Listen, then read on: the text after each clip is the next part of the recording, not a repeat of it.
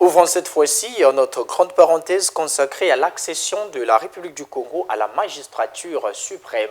62 ans déjà que le Congo est devenu pays indépendant. Quel est le bilan qu'en font les Congolais vivant Pointe-Noire? Suivez ce micro-trottoir réalisé par Franck Zibikian et Daniel Luizia. La ville de Pointe-Noire est très calme ce 15 août 2022. Boutiques et magasins cadenassés. À peine trouve-t-on des citoyens sur les grandes artères.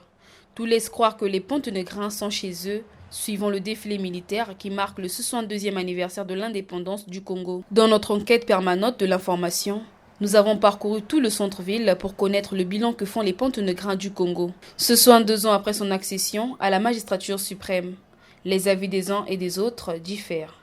Le Congolais ne vit pas, le Congolais survit. Le Congolais survit. Maintenant, le Congolais survit comment? Manque de société. Le président de la République n'est pas en train d'honorer ce qu'il a dit. En tout cas, le bilan est négatif.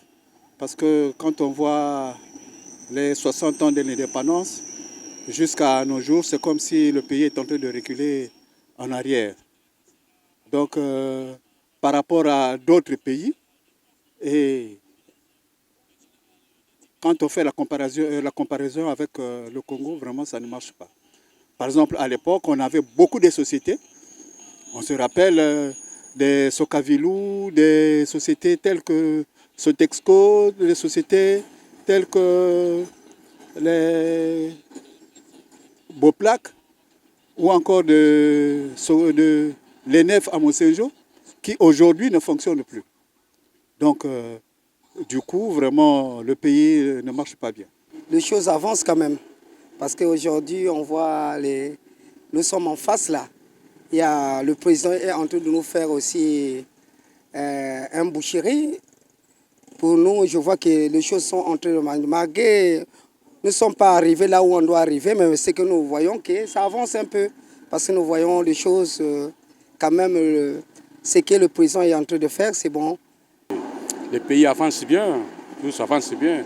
Ce que le président de la République est en train de faire par rapport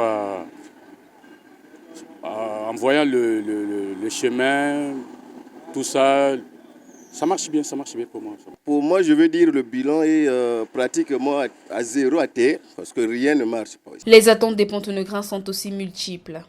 Pour les 62 ans d'indépendance de notre pays, étudiante que je souhaiterais que la corruption soit éradiquée.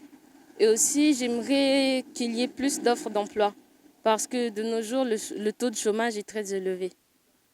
Donc, si on pouvait implanter encore plus d'entreprises, tant à Brazzaville qu'à Pointe-Noire, ça aiderait plus les jeunes à évoluer dans leur vie sans faire recours à la corruption. Et à l'époque de Massamba Deba, par exemple, tout ce qui a existé à l'époque de Massamba Deba, jusqu'à présent, tout est vraiment parti dans la poubelle. Mais en tant que gouverneur et les gouvernements d'aujourd'hui, s'ils pouvaient reprendre avec ces sociétés, avec la gestion du pays, mais je pense bien qu'aujourd'hui, on devrait parler du Congo d'autre manière. Insécurité dans il y a vrai sévère, c'est-à-dire, il y a la bébé noir par-ci par-là, ce Tamboli, en tout cas, à Congolais dans Katamboka, tout le temps, on a une heure limitée. Donc, autant limité par heure au côté d'un côté, on a 1000% de chance pour côté à côté morceau. Au lieu comme si on a un dako, au moins comme à côté d'un dako, il y a morceau, c'est un morceau à 4 on a dit là dans moitié. Donc, population est qui est fort. Donc, autorité, il faut qu'on fasse la mise côté sécurité en Mboka parce que c'est très important. Et la jeunesse, nous voyons qu'il devient un peu moins éduqué. Et ils sont rentrés dans les histoires de bébés noirs. Et ça prouve que de ce côté-là, ça ne marche pas. Le gouvernement peut toucher ce côté-là pour éduquer les jeunes, trouver du boulot côté des jeunes, parce que les jeunes deviennent aujourd'hui un peu méchants. Et tout ça, c'est manque du boulot. S'il y avait du boulot, ils devaient être occupés à travailler au lieu de braquer les gens et puis tuer les gens, ce qu'ils font là. Pour tout dire, le bilan que font les Pontenegrins du Congo à l'occasion du 62e anniversaire de son indépendance est mitigé.